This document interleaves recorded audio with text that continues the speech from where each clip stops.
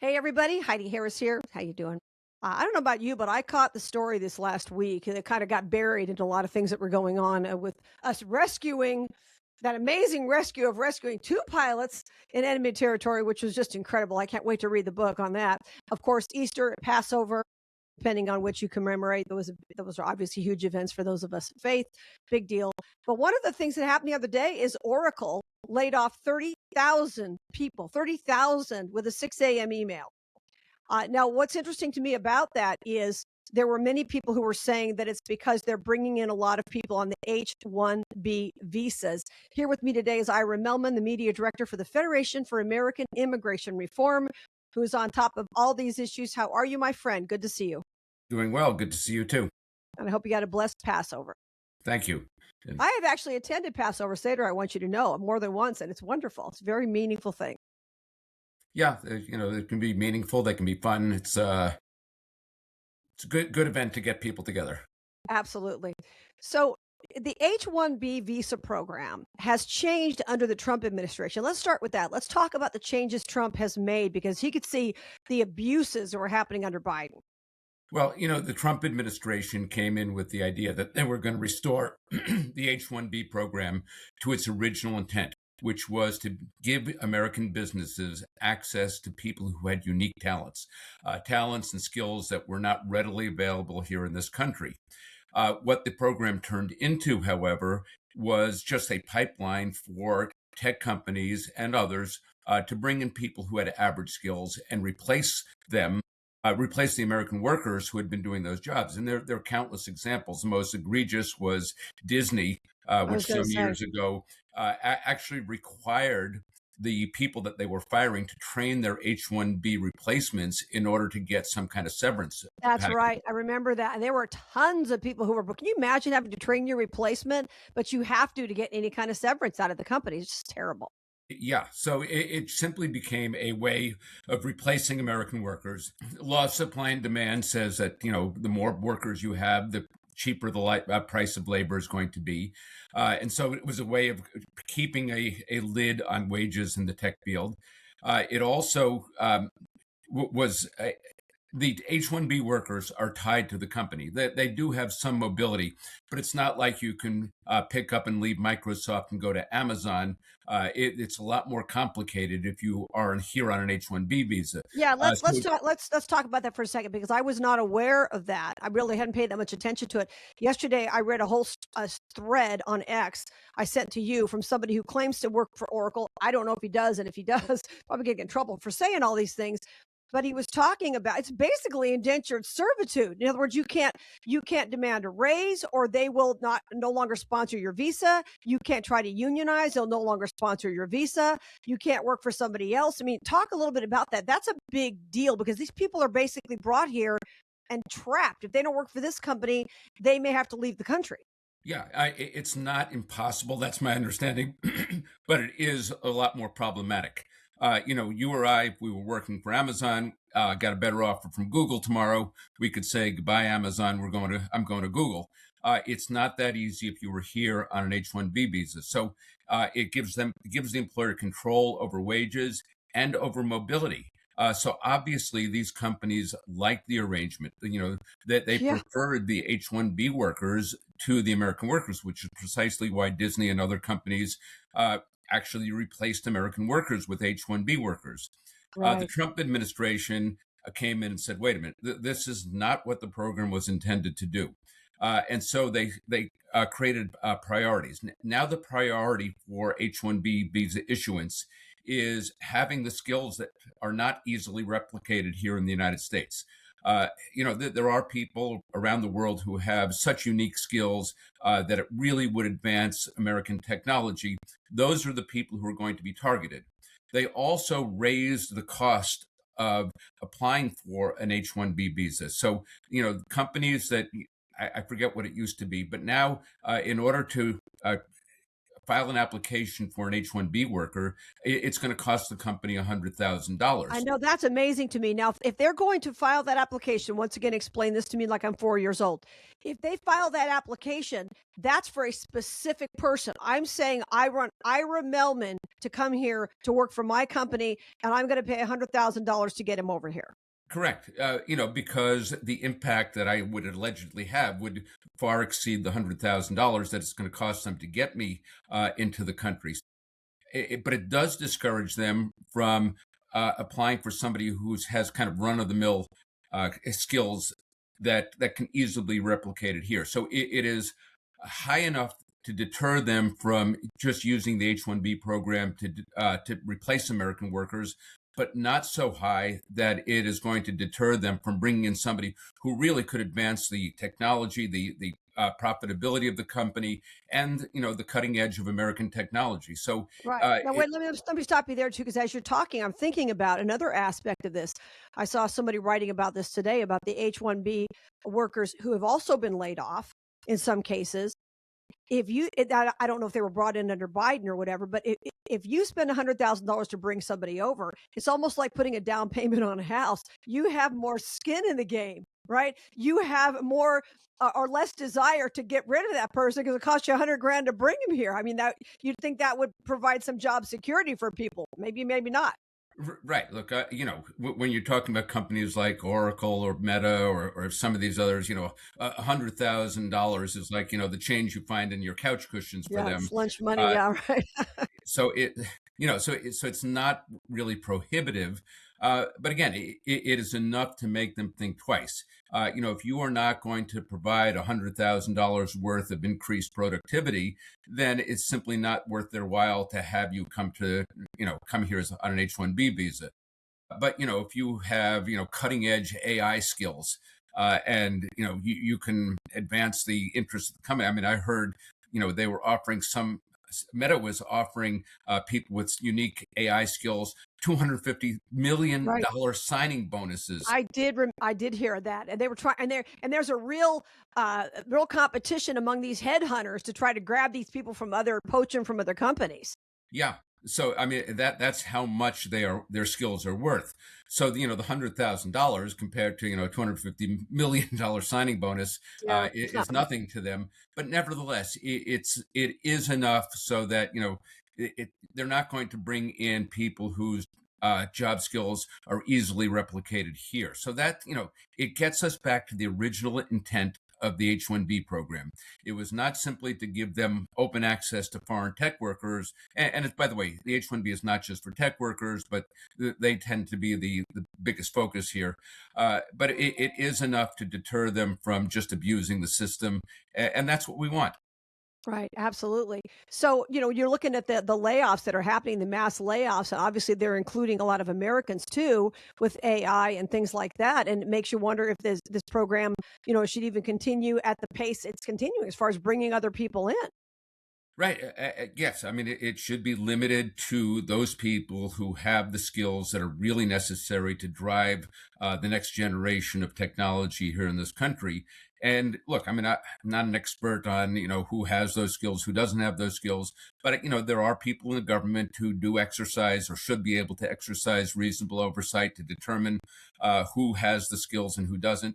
And then, of course, the companies themselves. So, you kind of let the oversight people in the government and the people who are actually doing the technology come to that kind of conclusion.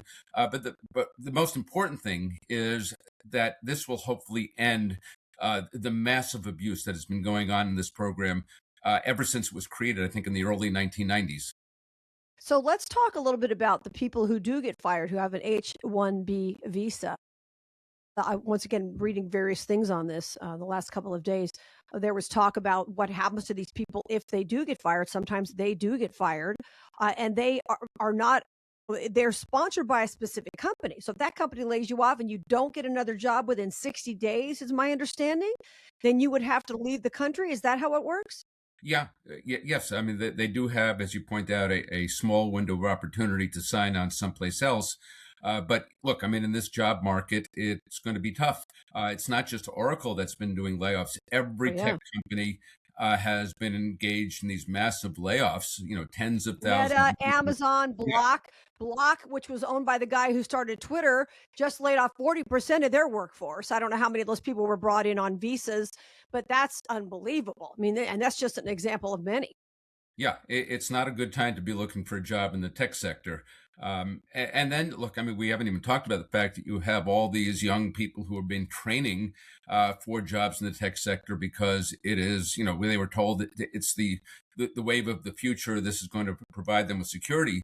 There was a headline in the New York Times a couple of weeks ago that said, that it's the grimmest job market in a generation or several generations for kids coming out of college. So in addition to the H1, the people who are already losing their jobs, there's also more kids coming out of college, coming out of grad school every year who have these skills. So the need for H-1B workers really should be diminishing. It should be down to those handful of people or relative handful of people who have just these kind of skills that Mark Zuckerberg is willing to pay $250 million for.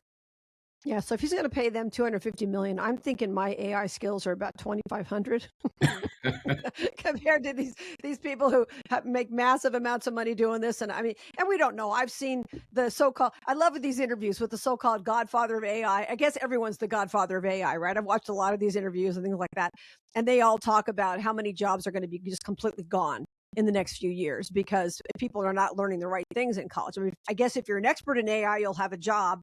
But if you're an average person who writes press releases for a living, I mean, you're going to be out the door or doing legal Yes. research or probably radiology. A lot of these things are going to be out the door. How bad will it be? We don't know. But certainly some people are predicting it to be awful, which once again goes back to why we need to limit as the workers to Americans when we can, because they're the ones who are going to need those jobs first. Yeah, kind of makes me glad I'm old because Me too. I do not envy the kids who are coming out of college, people who are trying to start their careers.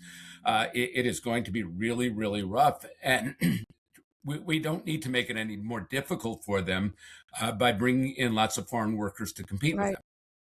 So, how are you feeling in general about what Trump has done regarding immigration? We certainly hear a lot less about the border these days. We know it's never going to end, but there's a lot less that we hear about that we used to hear about under the Biden administration. How are you guys feeling about it at Fair? Well, obviously, it's night and day when it comes to the border. Although there have been reports of upticks of people now trying to come into the country illegally, but for the most part, the border has been shut down. And look, I mean, you had Joe Biden for 4 years telling everybody he didn't have the authority to secure the border, and then like within 6 weeks of the new administration coming to power, we had more or less closed the border entirely. Now the effort is going to be on removing the millions and millions of people who have come here illegally over the years. The upwards of 10 million people crossed the border illegally under Biden. Obviously, not every one of them made it in, but we don't know the exact number, but we know it runs into many millions of people who came into the Right. country illegally, on top of the many millions who are already here. So the focus now has to be on removing those people who are here illegally. As you know, this has shut down DHS for the past 6 to 7 weeks Yeah. because the Right. Democrats don't want to see interior enforcement. But nevertheless, this administration claims that they have, in the first year in office, they deported 675,000 illegal aliens. The focus was on getting the worst of the worst, the bad guys out of here. But like any other law enforcement agency, they didn't limit just to the worst of the worst. They also enforced laws against other people who are violating immigration laws. Then, on top of that, just changing the mindset of people who are here in the country illegally, them recognizing that the free ride is over. Yeah. We're They're not self simply going to supporting. tolerate people living here. Hmm. Some 1.5 million people left the country on their own. And Right. that is the most effective way and most humane way of enforcing laws, which is to convince people either not to break them in the first place or to stop violating them, even if they have already come to the country illegally. Absolutely right. Now, at the Federation for American Immigration Reform, I know one of the things you've been concerned about, I've been concerned about, a lot of people have been concerned about, is allowing illegal aliens. And we're not talking about Latinos. People like to lump everybody in one group. We're more concerned about sleeper cells, people from other countries who want to do us harm. I don't want anybody here illegally. Don't misunderstand me, but the people who come in to work and are just going to work, keep their heads low and work, they're not as much of a danger to me. Still don't want them here, but we're worried about the sleeper cells. And we know for a fact that a few years back, there was one discovered a training camp, a terrorist training camp in New Mexico. I know you're aware of that. A lot of people are not. Talk to me about what FAIR is discovering regarding the sleeper cells, because here we are at war with Iran. And I would have thought that by now something would have happened with the sleeper cells. What are you hearing? Well, we have had, just within the first couple of weeks of the war with Iran, you had the shooting in Austin, Texas. Three people were killed, a bunch of others were wounded. He was a guy who, he had a hoodie that said "Property of Allah." He was wearing a T-shirt with the flag of Iran underneath it. He was, he may not have been part of an official sleeper cell, but certainly he was somebody who was carrying out an ideology that was bent on the Right. destruction of Western civilization. Then you had, the Temple Israel in Michigan. You had Old Dominion University, where ROTC officer lost his life. You had the bombing attack outside of Gracie Mansion in New York City. All of these people said that they were inspired, at least, by ISIS. And we should assume that there are many, many others here who are waiting for their opportunity, looking for a soft target that they're going to hit. Right. So it's just a matter of time. There's been good work done by the FBI and other law enforcement agencies. Thankfully, it could have been a lot worse. There Oh were yeah. And who 140. knows how many? Who knows how many of them that we've never heard about that have been thwarted? Yeah. And some of these people went through vetting processes. Both the guy in Austin and the guy in Michigan, they had both gone through the whole process. They became green card holders. They became U.S. citizens, and they were never flagged. And that's precisely because it is so difficult. I mean, how are you going to do background checks on people in countries where there is no effective government or the government is hostile to us and won't, they're not going to tell us, hey, that guy is a potential terrorist. We roll the dice. And, as we've seen just in the past month, it can harm us. And, we've gotten off lucky, more or less, 4 people have been killed, but it could have been a whole lot worse. Yeah, I watched a woman speak. I went to a spot in a church where she was speaking the other day. Uh, she's Iranian by heritage, born in America, but her parents are Iranian. This and that, and she worked with the U.S. government on terrorism and that kind of thing for many years. And she was a Muslim. Then she converted to Christianity. But one of the things that she warned about was how many young people are being converted to Islam, not online, things like that, and not understanding. I mean, we know Europe is gone. It's over. It's gone. But we're seeing these things more and more often. I was not aware of the extent of it until she talked about it. People in America being told that it's a good idea to Islam is great and Sharia law is great, and they're not having any frame of reference, some of these kids, and they're buying into this. What are you hearing about that? Well, look, I mean, people's religious beliefs, I guess, are a matter for their own conscience. Ideological beliefs, however, is something that we as Americans have a right to be concerned about. If you're converting to a religion because you feel it's the best way to get yourself in the, closer to Right. God, that's one thing. Right. But if you are being indoctrinated That's with the difference. some Right. of the other things that go along with that you are somehow compelled to wage a war against the West. That is a completely different matter. And look, I mean, I guess anytime somebody is converting away from Christianity or Judaism to another religion, you have to look at those religions. What have they not been providing to those people that Islam is offering it? And I think that's it. That's a reasonable question. It's outside the realm of immigration policy. But some of these religions need to look introspectively and say, look, why are people losing faith? Why are they losing affiliation? And looking elsewhere. So that's a matter for these religious orders to take up on their own. Right, that is a great point, an absolutely great point you just made that I don't wanna gloss over. The idea that and I'm not if people wanna be Mormon or Muslim or what that's not I don't care. I mean, I grew up in the kind of home where my mom would drive by and say, "Well, that's so and so's church, and so goes there." This is America. You're allowed to worship the way you want to, and we all agree on that. But when you have people who are glorifying what goes on. They don't understand what it's like to live under Sharia law. You've got American teenagers who, they can wear their burqa or whatever they want to do. They have no idea what it's like to be subjugated, like people in Iran, especially the women in Iran and the men. And all the things that go on, they don't have a frame of reference. And that, to your point, this is really important what you said. That's our fault for not we have to be the first ones talking about this. And this is where spiritual freedom comes from. It doesn't come from that. And we have to explain that to our children. Why are they getting lured into that? We have failed, is your point. I think it's a great one. Yeah, we have failed. I mean, that's, a matter for the religions, but, we have also, as Americans, we have failed when we have our own people who are identifying more with, the terrorist organizations in the Middle East, with the Iranian regime, holding rallies in Times Square in support of the Iranian regime, which you just mentioned about how awful they are. I mean, they're just absolutely brutal. They're repressive. And yet we have people who are here carrying their flag and chanting. We also need to obviously look at the education system.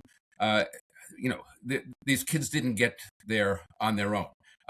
They were influenced by people who were put in positions that had authority, that were able to, get into their minds. So these are all the sorts of things that we need to look at. Look, I mean, the Iranian regime is awful. Nobody. Well, maybe some people will miss it. I certainly won't miss it. I don't think a lot of people in this country would miss it. Will miss it when it's hopefully gone. But at the same time, we have to look at things that we have been doing wrong. And this, also gets us into the assimilation process of immigrants.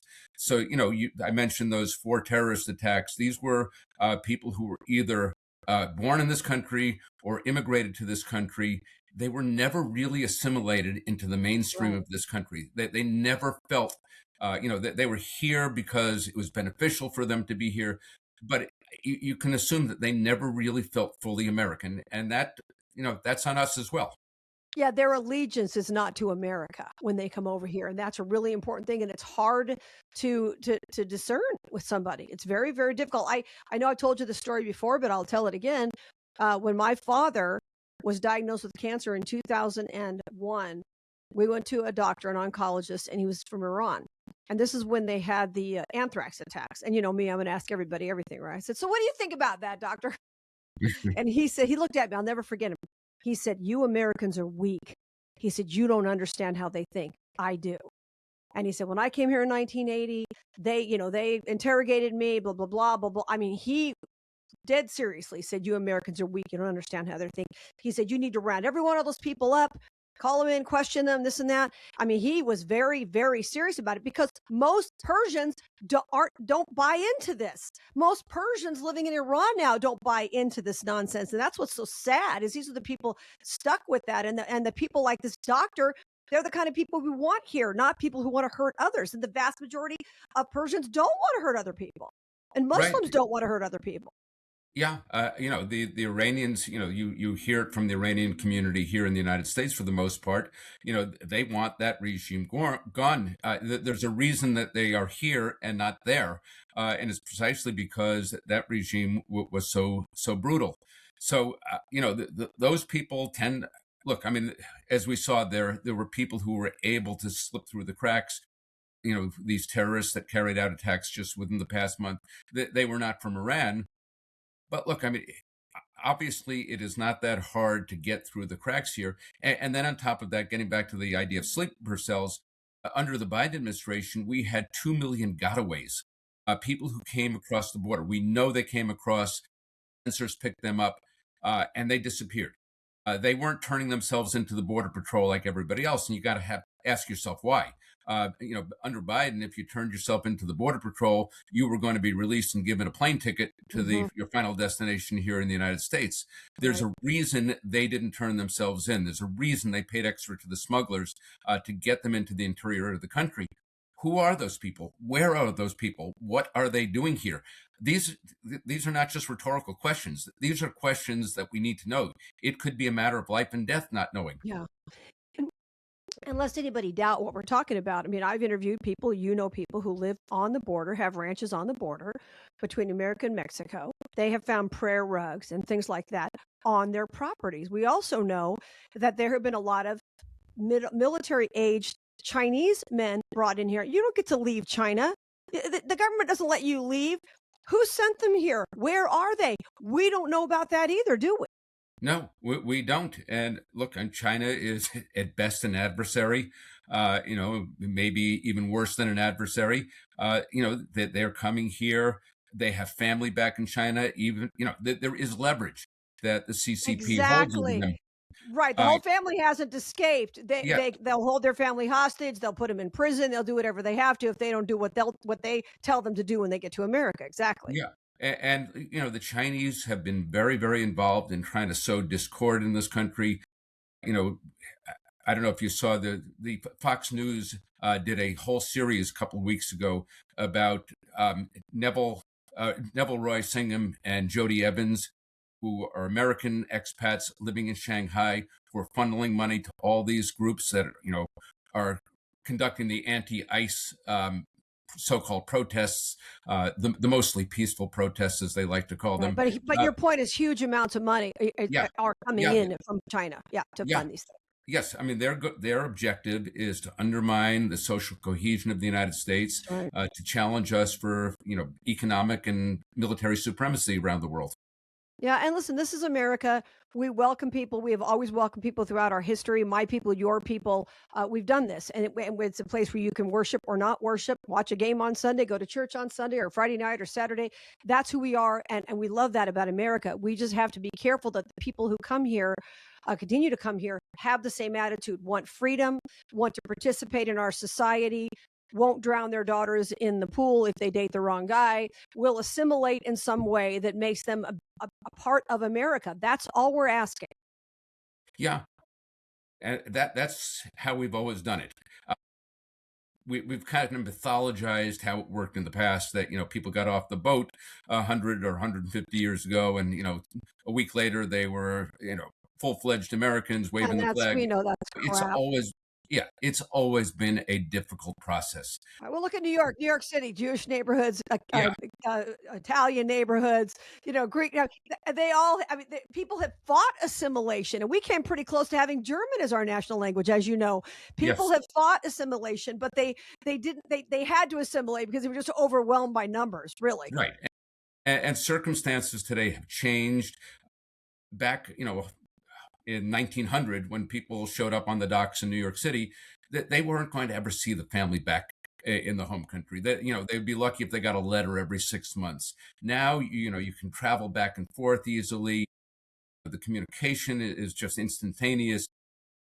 It's so much easier not to assimilate now than it was 100 or 150 years ago. Right. And on top of that, back then, our schools and education system really worked at trying to Americanize, the children of immigrants. Now, apparently, they do everything they can to, keep everybody kind of balkanized here in this country through the education process.